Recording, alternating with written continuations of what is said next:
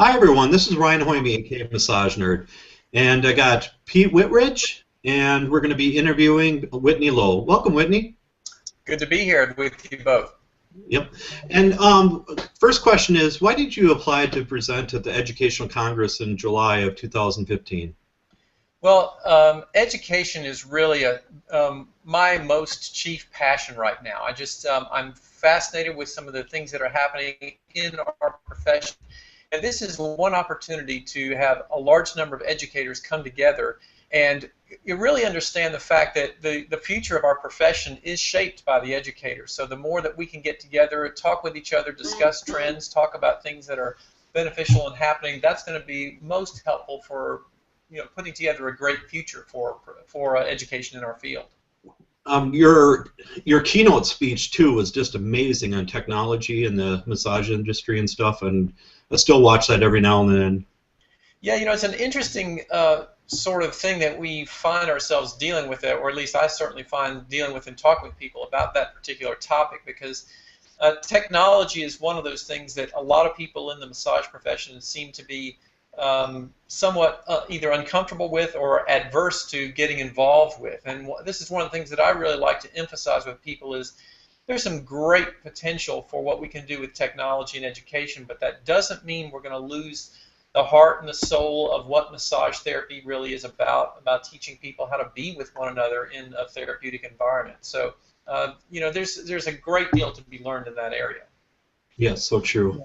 Absolutely, Whitney, and I also so appreciate all your contributions to the field on being the Educator of the Year in the CE Provider category this year.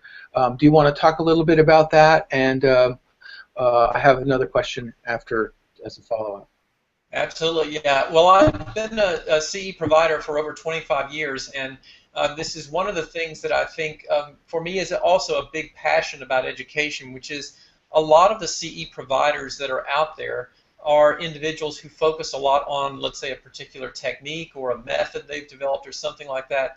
And there's some outstanding practitioners out there in the CE world, but it's one area where there's not as much emphasis on being a really good educator.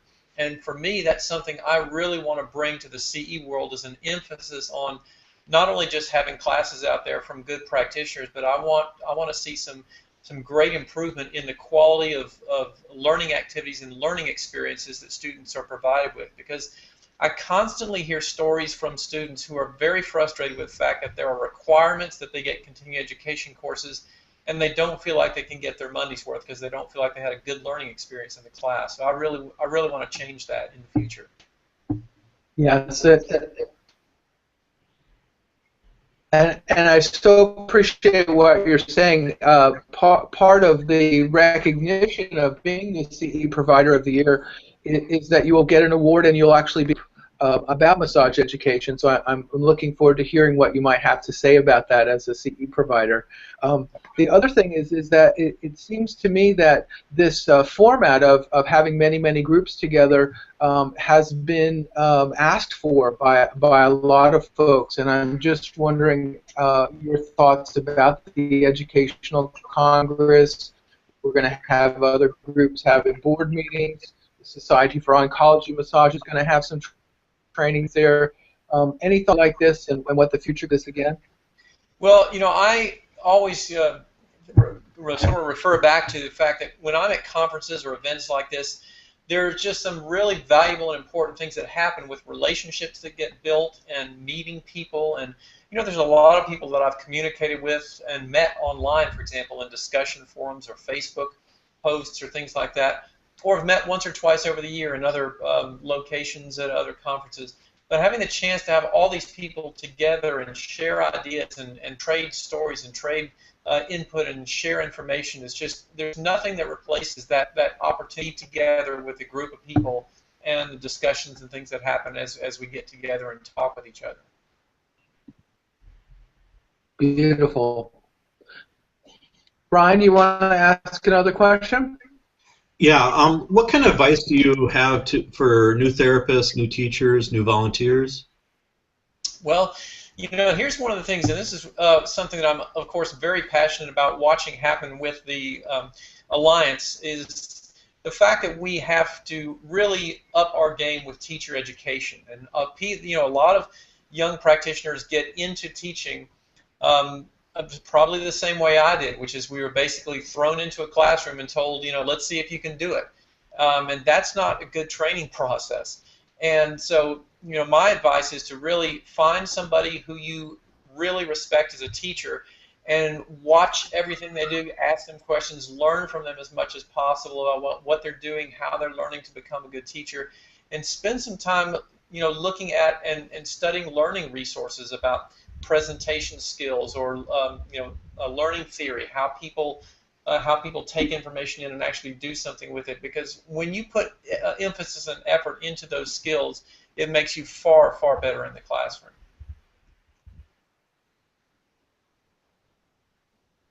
Well, and Whitney, it's so great that you're also talking about in terms of technology. Here we are, we're using this technology to get together, and we'll be sharing these through a variety of social media areas. I hope when you come that you'll be able to spend a good chunk of the week with us. There will be tremendous opportunity around the University of Minnesota, in Minneapolis, to have social time and one-on-one time with a lot of folks. And I really appreciate your time today, and congratulations on being E-category. Thank you so much, Pete. It's a wonderful opportunity to share with you guys, and I can't wait to see you all there in Minneapolis and be a big part of this sort of groundbreaking event in our field. Yeah. And Whitney, would you tell us your website just so that it's on the record?